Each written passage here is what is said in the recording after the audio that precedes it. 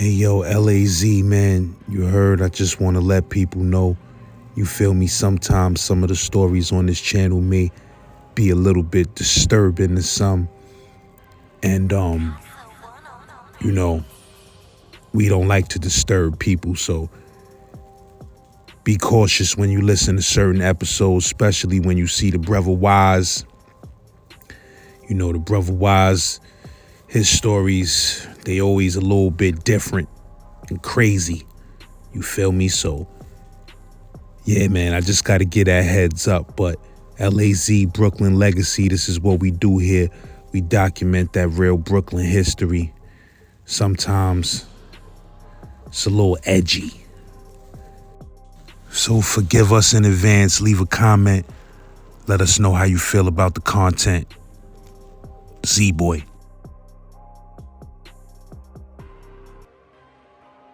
The niggas kept coming, shooting shit up. One night, I was staying in Marcy. The niggas caught me cutting through the park and shot me. But I had a gun and I got them off me. That's another story. I ran in the motherfucking precinct and I was bleeding so much, they wouldn't touch me.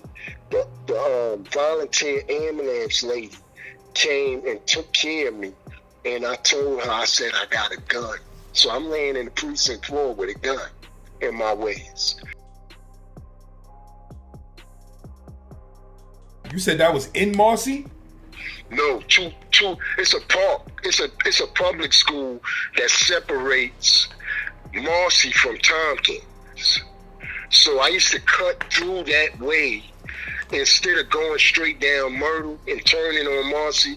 I used to cut through that park and cut up there to get to where I was staying. I was staying in Marcy at the time with my family, with my wife and them family. But anyway, my man was such a robber. He would rob. If you had a nice piece of jewelry, he would try you. And he caught that nigga.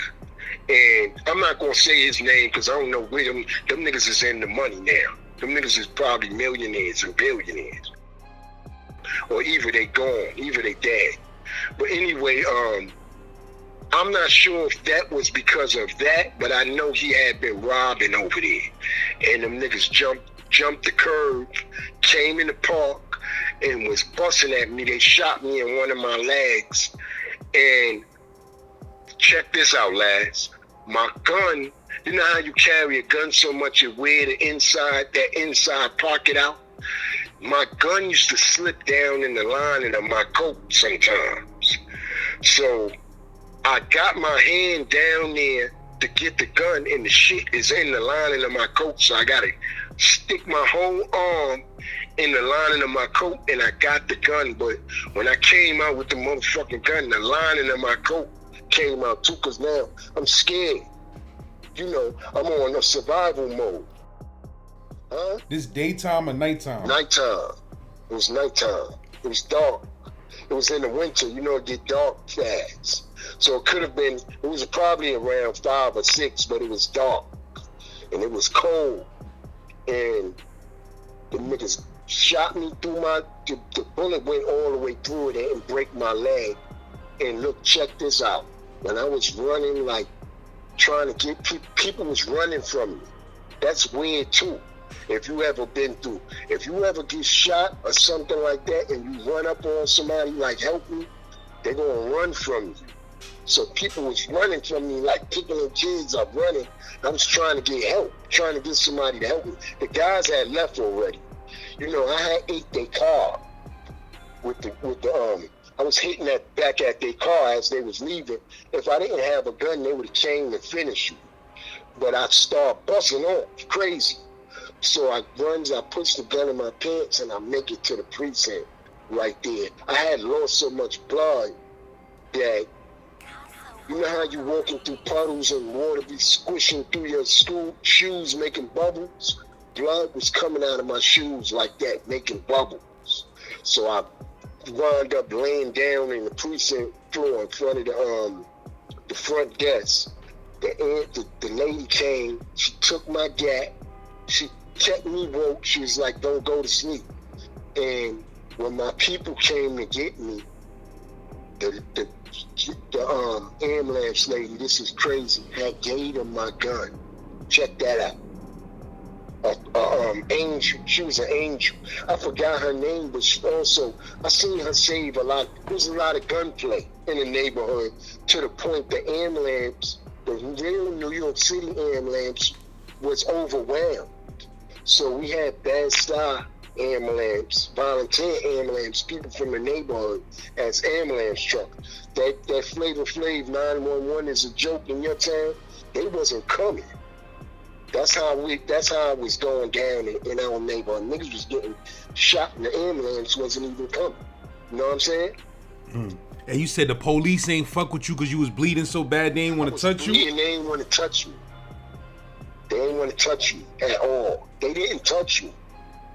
So I'm bleeding out in the precinct on the floor inside the Marcy housing precinct, and they didn't touch me. They waited for the ambulance to come get me.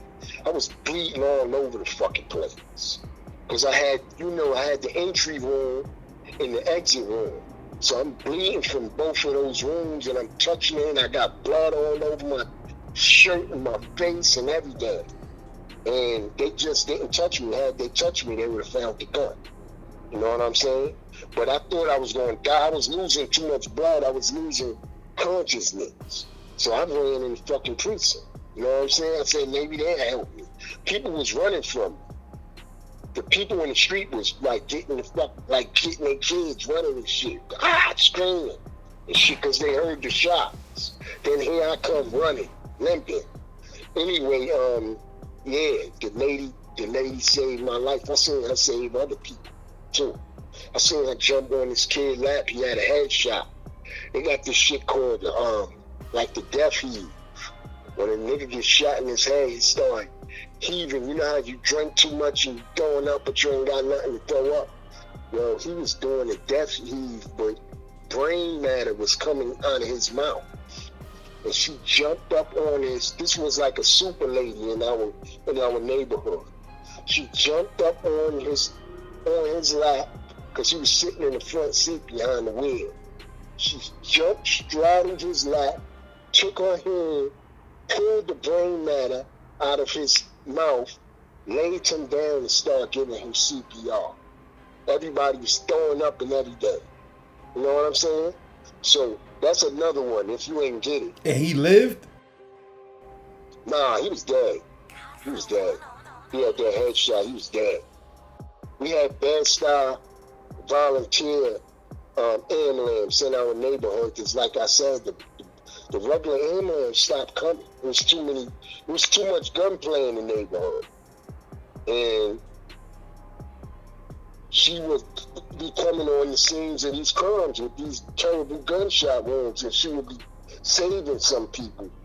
But that was like stood out in my mind because she took everybody else was running and throwing up because this guy's throwing up brain matter out of his mouth. You know what I'm saying? And she took her hand, cleared his mouth, put him on the floor, and started giving CPR to this guy. And let me tell you this, I may be able to find out her name and stuff because I had a good brother that worked the EMS at the time that she was in there. It's terrible that I seen these things, that we had to witness these things, but I seen some terrible shit. I was traumatized, and from seeing so much trauma at a young age, we slip through the cracks. They give vets, they treat vets. They don't treat us for post-traumatic stress. We're just out here walking. Right now, man. Right now, I'm like how I was back then. I'm on the swivel. You understand? And it is what it is. And what's crazy, my son came out like that. Like with the trauma from my DNA was in him. He came out like that. You know what I'm saying? Good kid, played football, he got a good job, but he keep the hammer and he know it's lit. He on point. And when I talk to him, he's very logical about what he's doing. said, no, you can't, you know what I'm saying? You cannot be armed when other people are armed. You know what I'm saying? When there's other people, other evil entities out here willing to hurt people. People are killing kids and killing old women and shit like that. You know, so he justifies it in that way. I can't say nothing. I'm just scared that he's gonna lose his temper one day and hurt somebody. Like you said, Laz, them guns is fucking evil and destructive. Yeah, them shits want to kill. Even if you don't, they do. That's what their purpose is. Yeah, so it's just like it's energy. If you create something for a purpose, it wants to be what you created it for.